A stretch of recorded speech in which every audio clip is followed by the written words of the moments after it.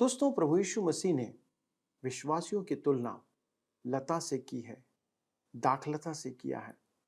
परंतु पुराने नियम में परमेश्वर ने भी अपने लोग इसराइल की जो तुलना है, उन्हें भी उस दाखलता से उनकी तुलना की थी। एक दाखलता का एक बहुत ही विशेष गुण होता है, जिसके द्वारा परमेश्वर हमें बताना चाहता है कि यदि हम फलवंत ना हो तो हम किसी काम के नहीं। दोस्तों, आइए इसी बात को समझने और सुनने के लिए इस अध्ययन में मेरे साथ शामिल हो जाइए और जानिए कि परमेश्वर एक दाखलता के द्वारा हमें क्या उदाहरण देता है और हम किस योग्य ठहराए गए हैं।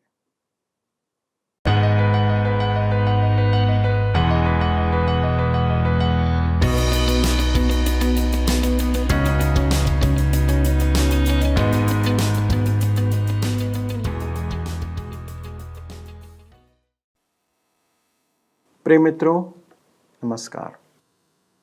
आप मेरे साथ सत्यवचन बाइबल अध्ययन में जुड़े हुए हैं और मैं अपने सभी नए एवं पुराने दर्शकों का अभिनंदन और स्वागत करता हूं। दोस्तों, मेरा विश्वास है कि नियमित रूप से वचन का अध्ययन करना हमें परमेश्वर की निकटता में बने रहने में सहायता करता है।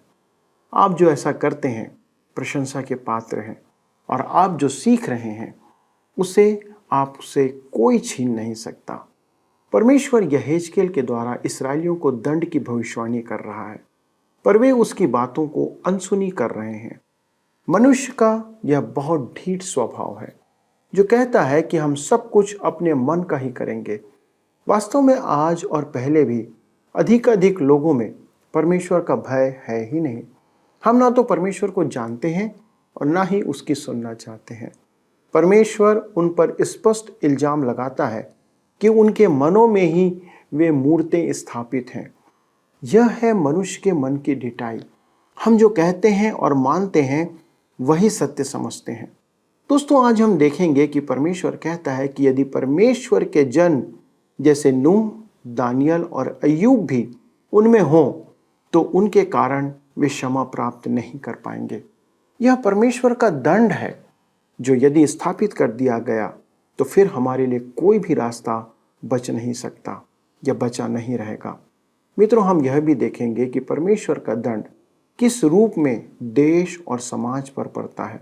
संसार की अनेक विपत्तियां भी परमेश्वर के दंड का प्रगटीकरण है। तो चलिए दोस्तों, देर न करते हुए हम अपने अध्ययन में आगे बढ़ते हैं। मित्रों, आइए आज हम अपने अध्ययन को यहेजकेल की पुस्तक 14 अध्याय उसके 4 पद से आरंभ करें। यहां पर इस प्रकार से लिखा है, इसलिए तू उनसे कह, प्रभु यहोवा यूं कहता है, इस्राएल के घराने में से जो कोई अपनी मूरतें अपने मन में स्थापित करके और अपने अधर्म की ठोकर अपने सामने रखकर भविष्यद्वक्ता के पास आए, उसको मैं यहोवा उसकी बहुत सी मूरतों के अनुसार ही उत्तर दूंगा। परमेश्वर कहता है कि वह उनको दंड देगा। प्रभु यीशु ने अपने समय के धर्म गुरुओं को ढोंगी कहा और सबसे अधिक इस शब्द का उपयोग किया था। यहेजकेल इसराइल के प्राचीनों से कहता है, यह कैसी त्रासदी है कि परमेश्वर उन्हें दंड देगा। परमेश्वर पाखंड को दंड देकर ही रहेगा। जब जब एक विश्वासी या कलीसिया सत्य से दूर हो जाती है, तब तब परमेश्वर दंड देता है, चाहे कोई भी क्यों ना हो।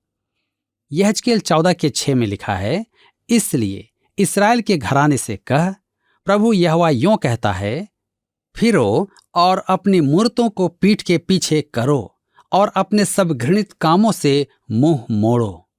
मेरे मित्रों, परमेश्वर ने साफ साफ कह दिया था कि वे पाखंडी थे, उनके मन में पाप था, प्रतिमाएं उनके मन में वास कर रही थी। अब कोई शिमशोन के बारे में कहे, शिमशोन के साथ जो हुआ वह बहुत ही बुरा था, मैं तो उसके जैसा जीवन जीना नहीं चाहता कि दंड पाऊं। मुझे खेद है कि कुछ लोग आराधना में बैठते हैं परंतु पाप में जीवन जीते हैं। पाप के फल का स्वाद लेने के लिए वे बाहर से जिस बात का खंडन करते हैं वही वे मन में करने की लालसा रखते हैं। हमारा यह पुराना स्वभाव है और बहुत बुरा है। परमेश्वर कहता है, मन फिराओ और मेरे पास आ जाओ। वह इस्राएल पर अनुग्रहकारी है। वह उन्हें दिल के सच्चे होने का अवसर दे रहा है, परंतु वे सुनते नहीं हैं। आइए हम आगे देखते हैं यरूशलेम का निश्चित विनाश। झूठे भविष्यद्वक्ता तब यही कहते थे कि परमेश्वर यरूशलेम को बचा लेगा, क्योंकि वह उसका नगर है। वह उससे प्रेम रखता है। वह कहता है कि उसकी आंखें उस पर लगी हुई हैं। वे धर्मशास्त्र से ऐसे अनेक संदर्भ देते थे। आज भी झूठी शिक्षाओं के संदर्भ में एक दो संदर्भ दिए जाते हैं। आप यहां वहां से कोई एक पद उठाकर उस पर शिक्षा आधारित नहीं कर सकते। आपको धर्मशास्त्र से संपूर्ण परिदृश्य देखना होगा। यदि आप ऐसा करेंगे तो आप झूठी शिक्षाओं का साथ नहीं देंगे। वे गलत थे और परमेश्वर स्पष्ट कहता है कि यरूशलेम को दंड दिया जाएगा। यहेजकेल 14 उसके 12 और 13 पद में आगे लिखा है, यहोवा का यह वचन मेरे पास पहुंचा, हे मनुष्य के संतान, जब किसी देश के लोग मुझसे विश्वासघात करके पापी हो जाएं और मैं अपना हाथ उस देश के विरुद्ध बढ़ाकर उसका अन्न रूपी आधार दूर करूं और उसमें अकाल डालकर उसमें से मनुष्य और पशु दोनों को नाश करूं। परमेश्वर यहेजकेल से कहता है, यह नगर बलवा करने वाला है, वह मेरे विरुद्ध विद्रोह करता रहता है। मैंने उन्हें लौट आने का अवसर दिया, परंतु वे नहीं आए। मेरे प्रियो, परमेश्वर अटल है। वह जो कहता है वह पक्की बात होती है। दंड से बचा नहीं जा सकता है। सुनिए वह कैसा गंभीर है। यहेजकेल 14 के 14 में लिखा है, तब चाहे उसमें नूह, दानियल और अय्यूब ये तीनों पुरुष हों, तो भी वे अपने धर्म के द्वारा केवल अपने ही प्राणों को बचा सकेंगे। प्रभु यहोवा की यही वाणी है। परमेश्वर कहता है कि यदि नूह भी उस नगर में होता तो वे उसकी बात नहीं सुनते। सोचिए कि नूह उनके लिए कैसी चेतावनी था, परंतु नूह के समकालीनों ने भी उसकी चेतावनी नहीं सुनी थी। यदि वह यरूशलेम में होता तो वे भी उसकी चेतावनी पर हंसते। आज नूह के जहाज की खोज के प्रति कैसा जोश देखा जाता है। मैं तो आश्चर्य में पड़ जाता हूं। आपके विचार में यदि नूह का जहाज मिल जाए तो कितने लोग परमेश्वर की ओर फिरेंगे? यदि नूह स्वयं आज उपस्थित हो तो कितने लोग उसकी बात सुनेंगे? वे उसे सिरफिरा और घटिया कहेंगे। सिरफिरा होने का एक लाभ है कि आप कई अनेकों के समान चक्कर में नहीं पड़ेंगे। कुछ लोग चक्कर काटते हुए भी अपने आप को महान समझते हैं। वे नूह की बात नहीं सुनते और दानियल की बात भी नहीं सुनेंगे, परंतु नबूकदनेस्सर दानियल की बात सुनता था। यह दानियल के लिए कैसी प्रशंसा की बात है। विश्व के प्रथम महाशक्त राजा के राजमहल में दानियल परमेश्वर का जन था। परमेश्वर कहता है कि वे न तो नूह, न दानियल और न ही अय्यूब की बात सुनेंगे। यहेजकेल 14 के 17 में आगे लिखा है, यदि मैं उस देश पर तलवार खींचकर कहूं, हे तलवार उस देश में चल, और इस रीति मैं उसमें से मनुष्य और पशु नष्ट करूं। परमेश्वर कहता है कि वह इस्राएल देश पर तलवार चलाना चाहता है। वह नबूकदनेस्सर को वहां आने देगा कि वह उसे उजाड़ दे। यहेजकेल 14 के 20 में आगे लिखा है, तो चाहे नूह, दानियल और अय्यूब भी उसमें हों, तो भी प्रभु यहोवा की यह वाणी है, मेरे जीवन की सौगंध, वे न पुत्रों को और न पुत्रियों को बचा सकेंगे। अपने धर्म के द्वारा वे केवल अपने ही प्राणों को बचा सकेंगे। उस नगर में नूह भी अपने परिवार को बचा नहीं सकता था। अपने धर्म के द्वारा वे केवल अपने ही प्राणों को बचा सकेंगे।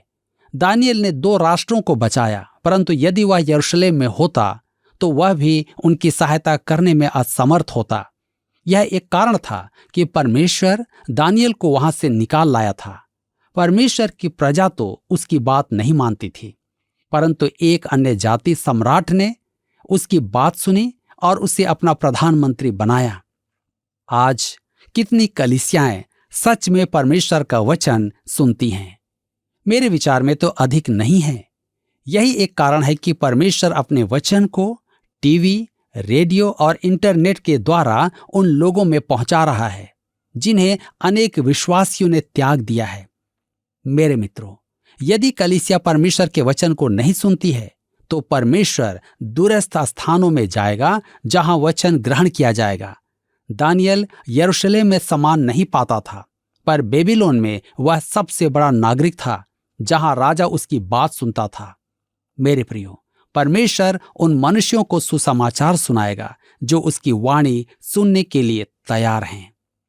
इसी के साथ यहाँ पर अध्याय 14 समाप्त होता है और अब हम अपने अध्ययन को अध्याय 15 से आरंभ करेंगे, जिसका विषय है दाखलता का दर्शन।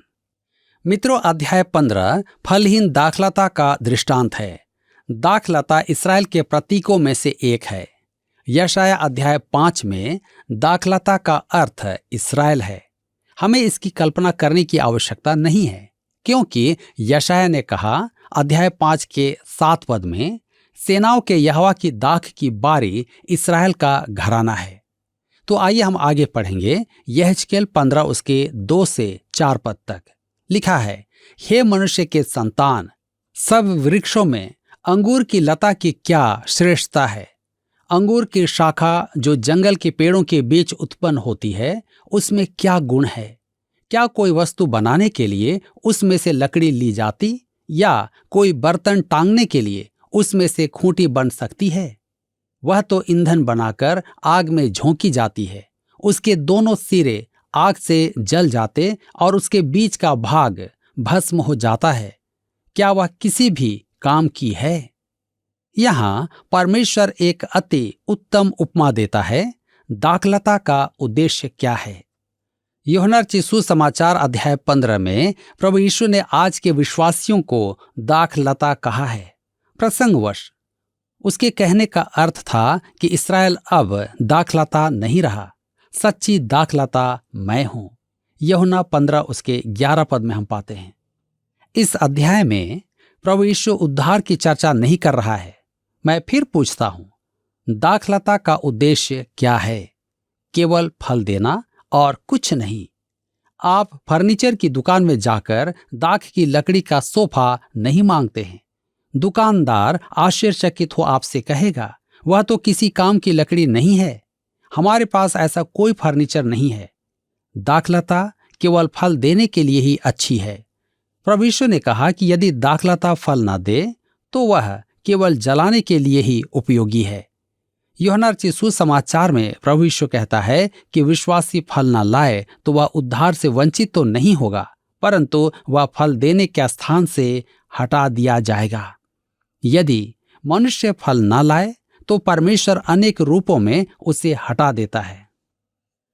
यूहन्ना रचित सुसमाचार 15 अध्याय उसके 8 पद में प्रभु यीशु कहता है, मेरे पिता की महिमा इसी से होती है कि तुम बहुत सा फल लाओ। इस्राएली फल नहीं ला रहे थे, अतः परमेश्वर ने कहा, यरूशलेम को जलाने की अपेक्षा अब मेरे पास कुछ नहीं बचा है। मुख्य कारण यही था, उन्हें परमेश्वर का प्रतिनिधित्व करना था, परंतु वे निष्फल रहे। मेरे प्रियो, यदि विश्वासी होने के कारण आपको बड़ा सौभाग्य प्राप्त है तो आपका उत्तरदायित्व भी महान है। क्या आपने कभी अफ्रीका, चीन और रूस के नागरिकों के बारे में सोचा है जिन्हें परमेश्वर का वचन सुनने का सौभाग्य कभी नहीं मिला? हमने उसका वचन सुना है, इसलिए हमारा उत्तरदायित्व भी बहुत बड़ा है। परमेश्वर आज आपसे, हमसे आशा करता है कि हम फल लाएं। यहाँ पर इसी के साथ अध्याय 15 समाप्त होता है और अब हम अध्याय 16 में आते हैं। अध्याय 16 में हमें एक और दृष्टांत दिया गया है कि एक छोटा शिशु, एक गंदा मैला कुचैला बच्चा जिसके लिए कुछ नहीं किया गया। तो आइए हम पढ़ें। यहेजकेल 16 उसके 1 पद लिखा है, फिर यहोवा का यह वचन मेरे पास पहुंचा। यहेजकेल हमें भूलने नहीं देगा कि वह परमेश्वर का वचन सुना रहा है। हम चाहे उसे स्वीकार करें या ना करें, परंतु वह परमेश्वर का वचन है। यहेजकेल 16 के 2 में लिखा है, हे मनुष्य के संतान, यरूशलेम को उसके सब घृणित काम जता दे। यह अनाथ बच्चा कौन है? यह मैला कुचेला बच्चा कौन है जिसे बाहर फेंक दिया गया है? यह अनौपचारिक संतान कौन है? यह यरूशलेम नगर है। यहेजकेल 16:3 में लिखा है, और उससे कह, हे यरूशलेम, प्रभु यहोवा तुझसे यूं कहता है, तेरा जन्म और तेरी उत्पत्ति कनानियों के देश से हुई। तेरा पिता तो एमोरी और तेरी माता हित्तीन थी। यह पद इस्राएल की उत्पत्ति या अब्राहम और सारा के विषय में कुछ नहीं कहता है। यहाँ यरूशलेम की स्थापना के समय की चर्चा की जा रही है। यरूशलेम का इतिहास है कि वह एमोरियों का नगर था। उत्पत्ति की पुस्तक 15 अध्याय उसके 16 पद में लिखा है, पर वे अर्थात इस्राएल के वंशज चौथी पीढ़ी में यहां फिर आएंगे, क्योंकि अब तक एमोरियों का अधर्म पूरा नहीं हुआ। यरूशलेम हित्तियों का नगर भी था। हित्ती एक महान जाति थे जो उस संपूर्ण क्षेत्र पर कभी राज करते थे। यह यरूशलेम की पृष्ठभूमि है और इसमें घमंड करने की कोई बात नहीं है। यहेजकेल की पुस्तक 16 अध्याय उसके 4 और 5 पद में लिखा है, तेरा जन्म ऐसे हुआ कि जिस दिन तू जन्मी उस दिन न तेरा नाल काटा गया, न तू शुद्ध होने के लिए धोई गई, न तेरे कुछ लोन मला गया और न तू कुछ कपड़ों में लपेटी गई। किसी की दया दृष्टि तुझ पर नहीं हुई कि इन कामों में से तेरे लिए एक भी काम किया जाता, वरन अपने जन्म के दिन तू घृणित होने के कारण खुले मैदान में फेंक दी गई थी। वह एक अनाथ शिशु के समान परित्यक्त थी। उसकी सुधि लेने वाला कोई नहीं था। यहेजकेल 16 उसके 6 से 8 में आगे लिखा है, जब मैं तेरे पास से होकर निकला और तुझे लहू में लौटते हुए देखा, तब मैंने तुझसे कहा, हे लहू में लौटती हुई जीवित रह। हाँ, तुझ ही से मैंने कहा, हे लहू में लौटती हुई जीवित रह। फिर मैंने तुझे खेत के पौधे के समान बढ़ाया और तू बढ़ते बढ़ते बड़ी हो गई और अति सुंदर हो गई। तेरी छातियां सुडौल हुई और तेरे बाल बढ़े, तो भी तू नंगी थी। मैंने फिर तेरे पास से होकर जाते हुए तुझे देखा और अब तू पूरी स्त्री हो गई थी। इसलिए मैंने तुझे अपना वस्त्र ओढ़ाकर तेरा तन ढांप दिया और सौगंध खाकर तुझसे वाचा बांधी और तू मेरी हो गई। प्रभु यहोवा की यही वाणी है। परमेश्वर यरूशलेम से कहता है, मैंने तुझे गोद लेकर अपनी संतान बनाया। यहेजकेल 16 उसके 9 से 11 में आगे लिखा है, तब मैंने तुझे जल से नहलाकर तुझ पर से लहू धो दिया और तेरी देह पर तेल मला। फिर मैंने तुझे बूटेदार वस्त्र और सुइसों के चमड़ों की जूतियां पहनाई और तेरी कमर में सूक्ष्म सन बांधा और तुझे रेशमी कपड़ा ओढ़ाया। तब मैंने तेरा श्रृंगार किया और तेरे हाथों में चूड़ियां और गले में हार पहनाया। मेरे प्रियो, वह कहता है, मैंने यरूशलेम के लिए यह सब किया। मेरे विचार में यहां हमारे जीवन की प्रासंगिकता स्पष्ट है। हमारी पृष्ठभूमि अच्छी नहीं है। आदम और हवा ने पाप किया और हमारा जन्म अपराध में हुआ। भजन संहिता 51 के 5 में दाऊद कहता है, और पाप के साथ अपनी माता के गर्भ में पड़ा। दाऊद आपसे और मुझसे अलग नहीं है, अतः हम किस बात पर घमंड करें। हमारी पृष्ठभूमि यही है कि हम पाप और अपराधों में मरे हुए थे। परमेश्वर ने यरूशलेम के लिए क्या किया? परमेश्वर ने उससे कहा, जीवित रह। पद 6 में हम इसे पाते हैं। परमेश्वर ने हमसे कहा, यूहन्ना 3 उसके 7 पद में, तुझे नए सिरे से जन्म लेना आवश्यक है। उसने हमसे वाचा बांधी है। यदि आप प्रभु यीशु में विश्वास करें तो वह आपका उद्धार करेगा। यूहन्ना 3 उसके 16 में लिखा है, परमेश्वर ने जगत से ऐसा प्रेम किया कि अपना इकलौता पुत्र दे दिया कि जो कोई उस पर विश्वास करे वह नष्ट न हो परंतु अनंत जीवन पाए।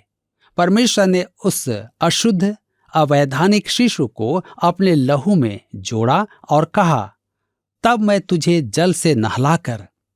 इसी प्रकार हम भी नए जन्म का स्नान और पवित्र आत्मा के नवनीकरण का अनुभव पा सकते हैं। तुझ पर से लहू धो दिया। प्रभु यीशु ने क्रूस पर मेरे पाप उठा लिए और आज परमेश्वर की संतान पर लहू का दोष नहीं है। और तेरी देह पर तेल मला, वह आज परमेश्वर की संतान का पवित्र आत्मा से अभिषेक करता है। फिर मैंने तुझे बूटेदार वस्त्र पहनाए। हम प्रभु यीशु की धार्मिकता से ढांके जाते हैं कि परमेश्वर की उपस्थिति में खड़े हो पाएं। परंतु उस नगर को क्या हुआ? परमेश्वर कहता है कि जब वह युवावस्था में आकर सुंदर हो गई तो उसने व्यभिचार को अपनाया। उसने प्रतिमा उपासना करके परमेश्वर से मुंह मोड़ लिया। परमेश्वर उन विश्वासियों पर दया करे जो एक कटोरी दाल के लिए संसार के हाथों में बिक जाते हैं। एसाव भी सस्ते में बिक गया था। इसी प्रकार अनेक विश्वासी आज संसार के हाथों सस्ते में बिक जाते हैं। मेरे मित्रों, हम में से अनेकों को खरीदने के लिए शैतान तैयार है। हम बार बार परमेश्वर से दूर, उसकी सहभागिता से दूर भागते रहते हैं। आप इस समय परमेश्वर के प्रति निष्ठावान बन जाएं। क्या आप अब भी भागना चाहते हैं या परमेश्वर की निकटता में आना चाहते हैं? निर्णय आपको लेना है। परमेश्वर आज के इस वचन के द्वारा आप सबको आशीष दे। मित्रों, हमने देखा कि परमेश्वर कैसे उपमाएं देकर उन्हें समझाने का प्रयास करता है, पर वे सुनना ही नहीं चाहते थे। अर्थात कौन? इस्राएली। मैं अक्सर लोगों से कहता हूं कि हमें अपने पुराने दिनों को कभी नहीं भूलना चाहिए कि किस प्रकार परमेश्वर ने हम पर दया करके हमें एक अच्छा जीवन दिया है। और इतना ही नहीं, यदि आपने प्रभु यीशु को अपना मुक्तिदाता स्वीकार किया है तो उसने आपको स्वर्गिक आशीषें भी दी हैं। दोस्तों, क्या कभी आपने विचार किया कि यदि परमेश्वर आपको या आपके पूर्वजों को अपने पास नहीं बुलाता या अपनी निकटता में नहीं बुलाता या आपको सुसमाचार नहीं सुनाया जाता तो आज आप कहाँ होते? शायद आप किसी अन्य जाति के समान परमेश्वर से दूर जीवन जी रहे होते। पर स्मरण करें कि परमेश्वर ने आप पर दया और अनुग्रह प्रकट किया और आज आप जीवित परमेश्वर को जानते हैं। इस्राएल के लोगों ने इस पुरानी बात को भुला दिया था और वे परमेश्वर से दूर चले गए थे। आज आपकी क्या दशा है मित्रों? कहीं आप उन इस्राएलियों के समान तो नहीं? अंगूर की लता की उपमा के साथ या उसके द्वारा परमेश्वर कहता है कि हम किसी भी काम के नहीं हैं, केवल एक काम, वो है फल देने का। एक मसीही विश्वासी होने के नाते हमारा जीवन फलों से भरा होना चाहिए। क्या आपके जीवन में पवित्र आत्मा के फल उपस्थित हैं? मित्रों, फल रहित लता केवल जलाने के उपयोग में आ सकती है। यह एक बहुत ही भयानक और गंभीर उपमा है जो हमें अंदर तक हिलाकर रख देती है। आज कृपया अपने जीवन पर विचार करें। क्या परमेश्वर आपके जीवन में फल देख सकता है या उसे आपको देखकर इस्राएल के समान निराशा होती है? प्रार्थना पूर्वक विचार करिए। आइए हम मिलकर प्रार्थना करें। स्वर्गीय पिता, हम धन्यवाद देते हैं कि आपने अनेक उपमाओं के द्वारा हमें अपनी बातों को प्रकट किया। पिता परमेश्वर, हम धन्यवाद देते हैं कि आप हमसे प्रेम रखते हैं और हमारी विनती है पिता कि आप हमें एक फलवंत जीवन प्रदान करें, कि हमारे जीवन के वो आत्मा के फल लोगों को प्रेम, मेल, एकता, भाईचारा, ढाढ़स, दया, सब कुछ प्रभु हमारे जीवन से लोगों को मिलने पाए। पिता अनुग्रह करें कि हमारा जीवन लोगों के लिए एक चलता फिरता मिसाल बन जाए, कि लोग हमारे जीवन से आपकी महिमा को देखने पाए। प्रभु जी, एक फलवंत जीवन की कामना हम करते हैं जो आपकी महिमा के योग्य ठहराया जाए। धन्यवाद देते हैं प्रभु, इस विनती को सुनने के लिए प्रभु यीशु क्रिस्त के नाम से मांगते हैं, आमीन। प्रिय मित्रों, मुझे विश्वास है कि आज के अध्ययन के द्वारा आपने आशीषें प्राप्त की हैं। यदि आपके पास कोई प्रश्न है तो कृपया हमसे संपर्क करें। उसके लिए फ़ोन, SMS और पत्र का उपयोग करें। अगले प्रसारण में इस अध्ययन को आगे बढ़ाएंगे। तब तक परमेश्वर के लिए एक फलवंत जीवन जीते रहें और उसकी महिमा करते रहें। प्रभु आपको आशीष दे। आइए अब हम प्रश्नों को देखें। पिछले प्रश्न का उत्तर है सी, पाप। जीवन में पाप के कारण मनुष्य परमेश्वर की ओर फिरना नहीं चाहता है। आज के अध्ययन पर आधारित प्रश्न है, दाखलता जिसकी तुलना इस्राएल से की गई है और नए नियम में विश्वासियों से, उसका एकमात्र उद्देश्य क्या है? ए, दाखरस बनाना, बी, फल देना, सी, अच्छा व्यापार, डी, जलाया जाना। मित्रों, इस प्रश्न का उत्तर हमें कल सुबह 6 बजे से पहले विकल्प ए, बी, सी या डी के साथ अपना नाम, पता, स्थान के साथ 9651433397 पर SMS या व्हाट्सएप करें। क्या आपको यह कार्यक्रम पसंद आया? अभी हमें एक मिस कॉल करें और आप अगले विजेता हो सकते हैं।